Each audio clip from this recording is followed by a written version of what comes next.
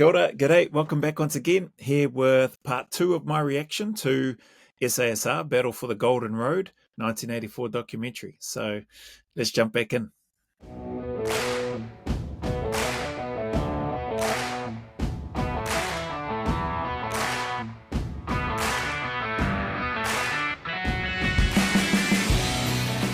I want you to keep walking around until you cool down. 18, 11, 18, 13, 18, 17. As well as being kept spotless, weapons must be kept within arm's reach at all times.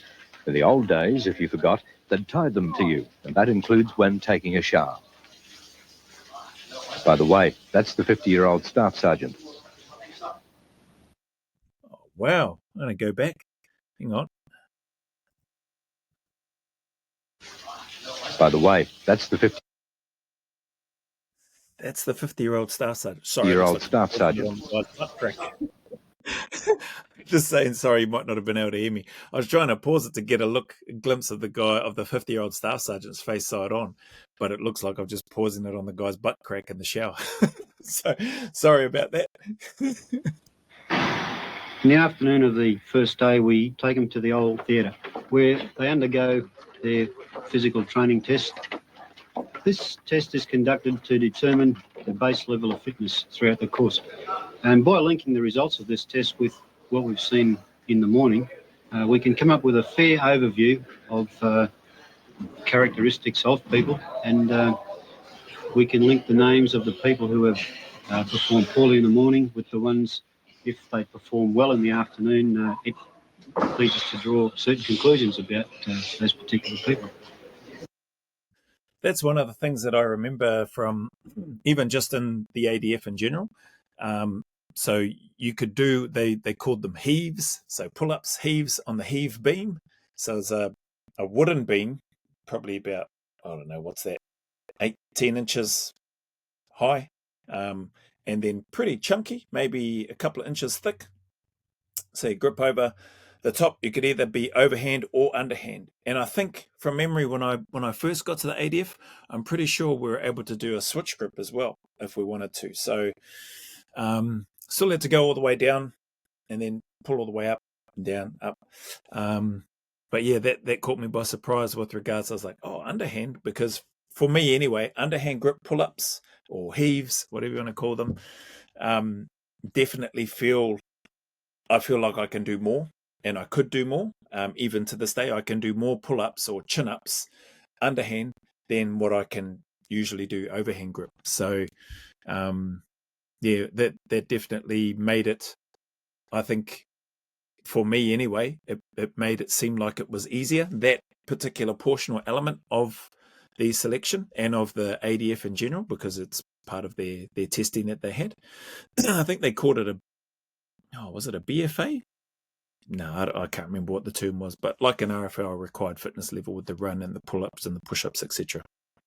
Here on this course, the men have to achieve a pass in the basic Army physical training tests. Each one of these men should be capable of doing between 12 and 20 heaves.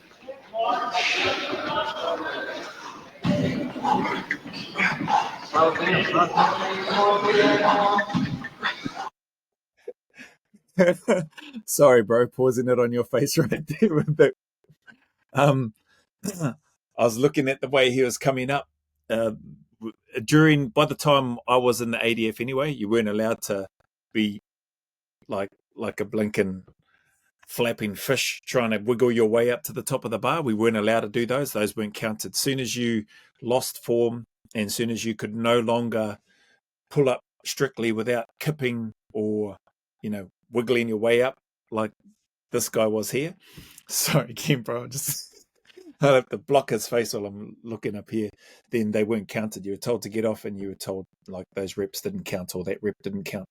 But interesting that's, obviously part of that iteration, which I spoke about in the first reaction, in and around things changing and likely adapting over the years, which they have. What you're about to see may shock you, but it is necessary to use this as a benchmark in the workup phase of the course. The 14.5 kilometre run in 90 minutes. Each man carries a rifle, 3 magazines, 2 full water bottles, a cleaning kit, a day's rations, all up weighing 10 kilograms. Wow, a 14, they say 14 and a half, 14.5 kilometer run in 90 minutes with your gear, with the extra 10 kilos of weight. That is, we didn't do that on my selection. We didn't have a 14-kilometer webbing run with 10 kilos of weight. I guess maybe one of those iterations where they've adapted maybe that 3.2 where I found for me I had to be pushing hard to make the time, to make the 16-minute cutoff, which only scraped in by 5 minutes. But if it was 16 minutes 30, which it says in the clip that I think I referred to in the first reaction, well, then I did not too bad in terms of having 35 seconds spare. Still not great in comparison to other people, but again, I think as long as you pass and meet the standard, and I had given everything I had to get in that time, then it shows that you've prepared yourself as well as you can physically, mentally, and you're willing to do what it takes. So yeah, 14.5-kilometer run with all their gear. That's interesting. Not to mention his greens and GP boots. They've known since they were accepted for this course the ground rules for the activity. Many of them won't have pushed themselves that hard in training. Today, as you'll see, they'll have to. A few of the DS, like they were running along with a lot of the guys, and they'd say, well, if you keep up with me, you'll make it easy. And a lot of things like that, which sort of made us, keep going. Wow, that's interesting. Staff saying, if you keep up with me, you'll make it easy. Yeah, that would be, a couple of things. It could be the staff playing mind games with them, giving them potentially a false sense of hope. The staff may choose to slow down and go slower than the 90-minute cutoff. It could be all to play around upstairs with the individual.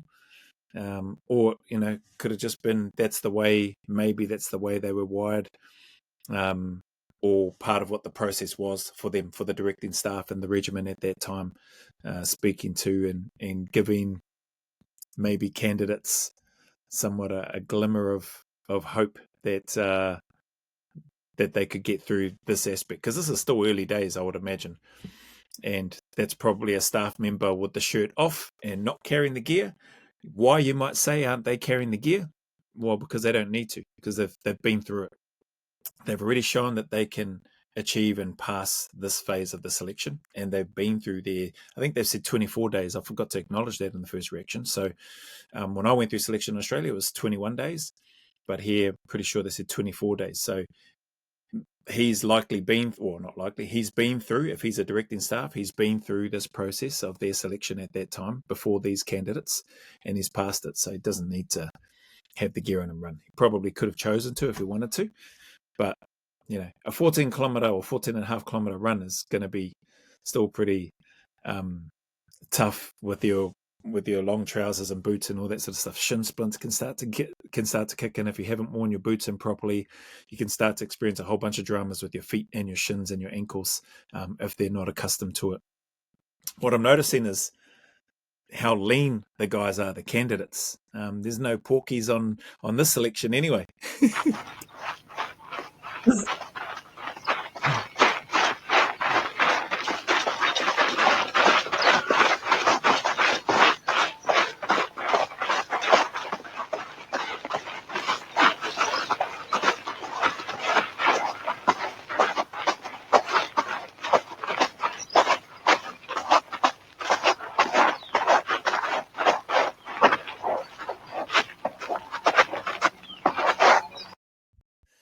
On wobbly legs, that fella. Maybe that's why the staff is staying with him. Maybe they've identified that this guy or this candidate was on wobbly legs before they started. So maybe as a form of safety, as well as being under the microscope as well, feeling that pressure, feeling a directing staff's eyes on you.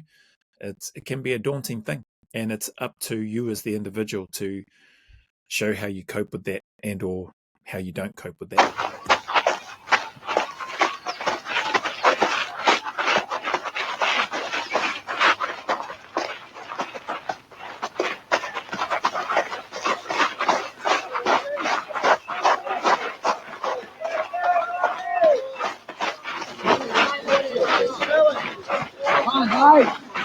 125 and 12 seconds. Over here.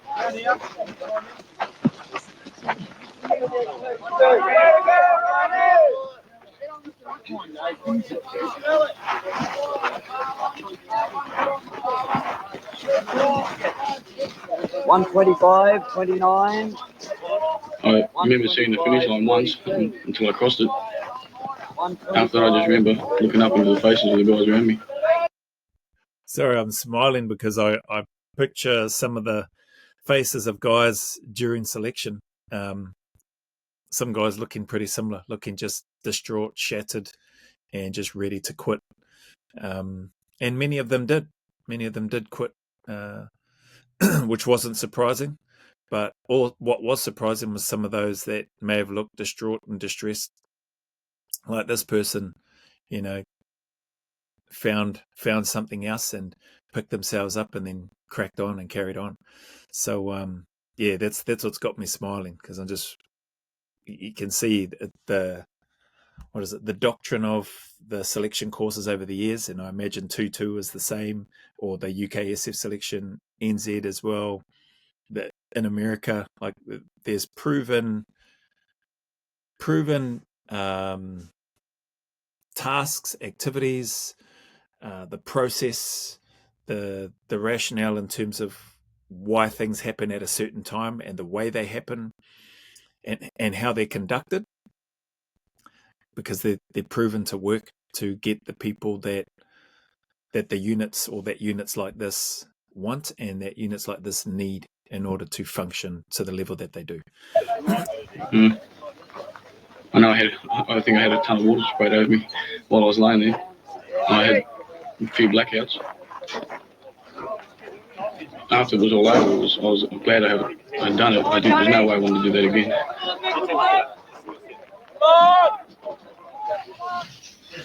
Back at camp, the huts suddenly reek of liniment as tired muscles are hastily rubbed. It's about the only place where this footwear is standard requirement, relief for tender, blackened toenails from running in boots.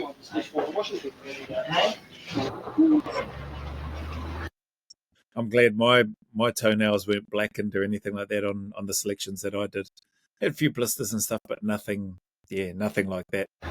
From the start of the course, they've been receiving navigation instruction. This truck is taking them out on their first practical navigation exercise.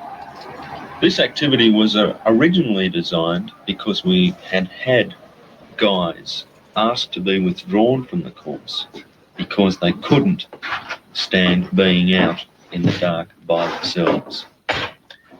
This year, we've combined the two activities. When they arrive at the start point, they are told to prepare their navigation data. The task is to navigate over a 4-kilometre circuit, with the students taking turns to navigate, backed up by the staff. At 11 p.m, they'll be told to make camp by themselves, returning to the barracks at 5 a.m.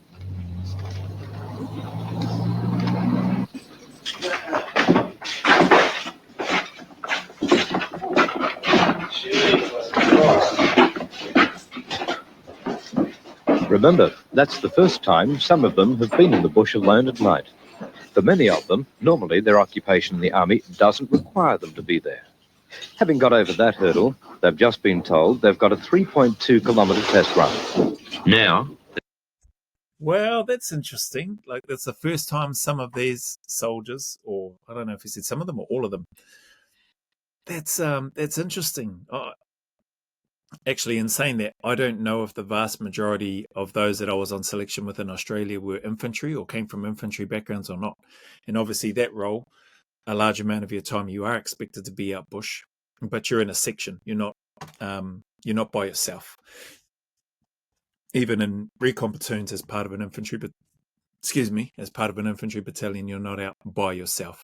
You might be in a 2-man or a 3-man or 4-man team or 5-6-man patrol.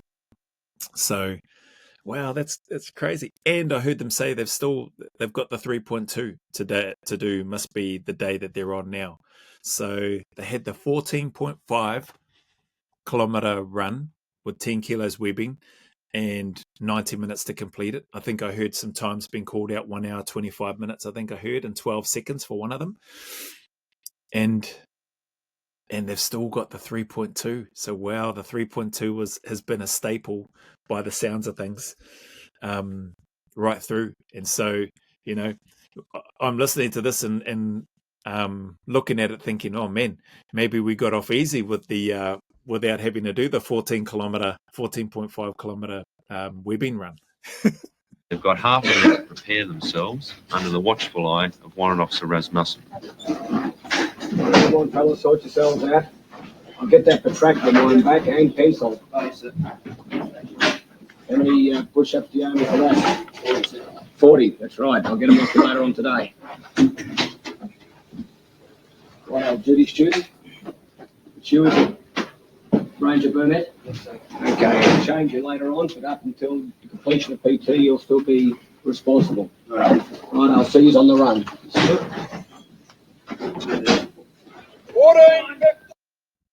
Interesting. Fairly, you notice no yelling, no screaming, no yip-yarring. Maybe there might be some later on. There definitely wasn't any from the badge members when I went through selection. Had a few close encounters with talking close to my face because when I was struggling on the push-ups at one part of the selection course in Australia, and I don't know what round it was up to, but bloody had somebody like Shane Saltmarsh banging out sets of 50. First couple of sets was okay, right? And then bloody hell, he's still going 5, 6, 7 sets later of 50. I was in the locker. My chest was sore, and yeah, the staff picked up on that. But well before I got to those later sets, I think probably partway through my second set. So first 1.5 sets was probably okay, and then started really feeling it. But seeing that staff member, Rasmussen, I think they said, talking with them, man, normally if a directing staff is talking to you on selection and even on cycle, or at least in the NZ cycle, not so much on the Australian one, you were standing to attention with your heels together, hands down by your side, and facing the directing staff when you speak. You weren't able to just carry on pottering around, getting your stuff ready while responding to the staff. That was a huge no-no. Everybody get punished if you if you didn't address them or stand to attention and talk to them, call them sir, when you're responding. You may wonder why we picked this time of day. That's simple. The heat, I'm guessing. It's cool.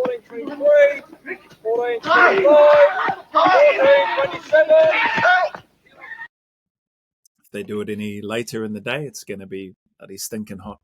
Our 3.2 for when I went through it was, it wasn't nowhere near as early as this. I think you see from the images anyway. The sun is up. It was warm. I was hot. I was dripping with sweat by the end of it. It would definitely make a difference doing it in the cooler. Would it have meant that I might have got a quicker time? Maybe. I don't know. But doing it in the cooler time of day versus a warmer portion of the day, there's a definite difference felt. Really difficult runs like this are designed early on in the course as a physical and mental warm-up, like preparing for a final assault on a mountain. In this case, we have a whole range waiting in the Stirlings. Part of this warm-up includes doing punishment exercises for leaving your weapon out of reach. The daily routine of weapon inspections continues. Warrant Officer Bremer again. As second in command, it's my job to watch the DS as well as the students to ensure professional standards are maintained. This DS is about to make an error. Yeah, 50. Range of muscle. He's going to issue a punishment without explaining the crime. Now, push-ups. Push-ups. 1, 2, 3, 4, 5, 6. And it's cool, eh? You can see how, and listening to the senior directing staff talking about the junior directing staff and their conduct in going through issuing a punishment without explaining why. In this case, that is going to make a mistake. They're not going, well, I shouldn't say they're not going to. I don't imagine the senior staff will pull up a junior directing staff and call them out for the mistake in front of the candidates. I think that would just be a big no-no. What would likely happen is, as part of that junior staff's debrief, and catch up with the senior instructors, they'll be given a list of things, or they'll have in that debrief, that wash up in and around what they did, what they didn't do too well, what they did well, etc., and then go through and give them that feedback. And that person, that operator, that junior directing staff will take that on board, and no doubt will, they probably won't make that mistake again. 7, 8, 9, 10, 11. This student is now doing 50 push-ups for a reason not clear to him. 17, 18, 19, 20. Notice, even at this early part of the course, these men are fit enough to do 50 push-ups with the minimum of effort. 30, 31, 32, 33, 34, 35, 36, 37, 38, 39, 40, 41, 42, 43, 44, 45, 46, 47, 48, 49. Now the DS says it right. He points out the problem, ensures the student acknowledges, and then he issues the punishment. Staff who make errors are always corrected later. 5, 6, 7. Oh yeah, I think I just heard him say staff who make errors can always correct them later. Yeah, which should be the process. If I was a candidate on a selection and then I'm hearing or seeing a directing staff get called out for making a mistake, it wouldn't change my opinion of it or of the person. I think the unit and the regiment knows well enough that's not the time and place to do that. You give the correction to the badge member that's been through the selection process in its entirety, and the cycle have been badged, etc., and then correct them away from the students, not in front of them. 8, 9, 10, 11, 12, 13, 14, 15, 16. I left my rifle, and I don't know the regiment of soul. There is absolutely no doubt in this man's mind why he's doing this. Hudson, left my rifle. I don't know the regimental song. Hudson, left my rifle. I don't know the regimental song. Hudson. I think he's saying Hudson, which is probably his name. I left my rifle. I don't know the regimental song.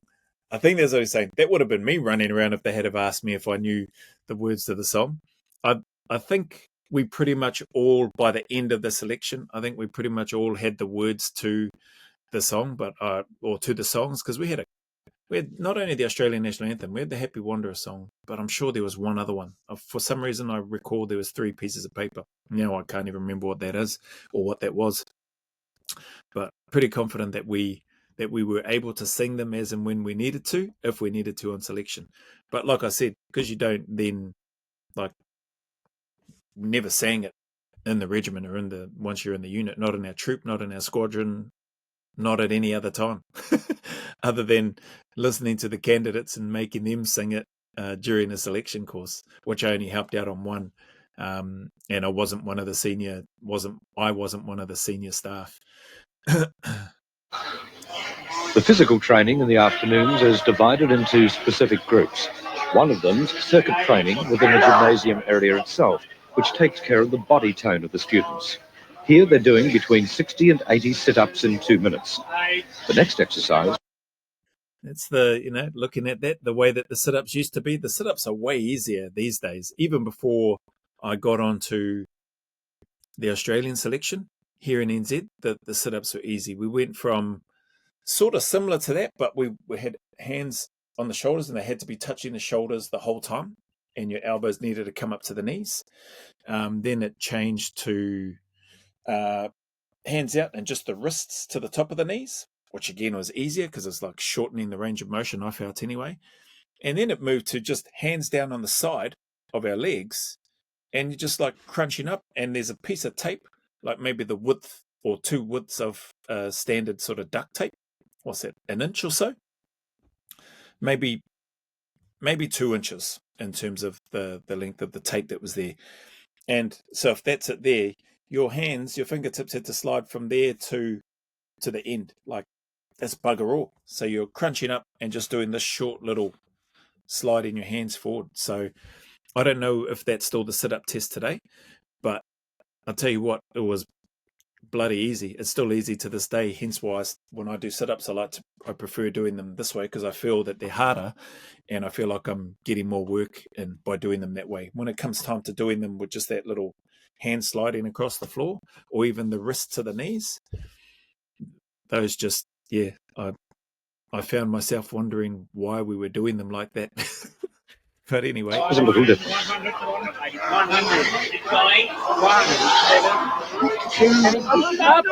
around, keep it up, range around. Lock the arms, lock it up, man. Lock it up, place the pace. Keep it locked. Keep it locked. There are opportunities, it looks like they're holding a log here. There are opportunities where people can coast, but you can make it look like it's hard, you know.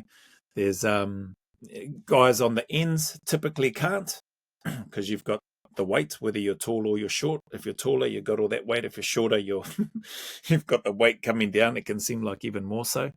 But if you're one of those shorter guys in the middle, and depending on if you've got a blinking licorice, all sorts of heights in your teams, that's where it can start to be telling for those that are constantly under the load versus those that aren't really. So I think what I've seen on the Navy SEALs, how they called them the Smurfs, or the short people. They put the short people in their own group and the taller people in their own group, because, you know, you can then find ways to sort of not do as much work as the others, if that makes sense. Sorry, and just on that extra, you know too, when you're in the group and you've got a discrepancy in height, you know when there's guys in your team that aren't carrying much weight, and that can start to play on your mind as well. But also it can come around in the buddy ratings, in terms of, you know, if you think somebody's being a jack prick, which just means a lazy person and not pulling their weight, versus somebody that is, you know, putting in. Take the pace, come on. Hold it.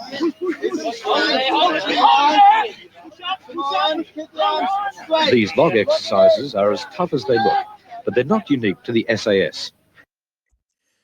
Definitely not unique to the SAS, but again, just look at how lean these guys are, man. Like, lean, wiry, got a good amount of strength and mongrel about them, and that's awesome. It's awesome to see. It's not the big burly, barrel-chested, big guns showing person. Definitely, well, I shouldn't say definitely, but likely not that common during their time, and it still wasn't common when I went through in '98 in the New Zealand selection, or in 2000 and end of 2001, I think it was 2001 or 2002, something like that. I think it was the end of 2001, then cycle in 2002, because then we deployed in 2003. Yeah, something like that. Anyway, it wasn't big bodybuilder types coming through during that time either. In fact, they're standard throughout the Australian Army. They're designed to toughen the muscles, and in this case, to prepare the students for the even more severe and demanding part of the course yet to come. After 20 minutes of lifting, each patrol starts a 10-minute run, at which time they must coordinate a cohesive team effort. Some will begin to falter and slow down. This is where an actual leader will take over, driving the team to come home first. All this will be noted by the DS.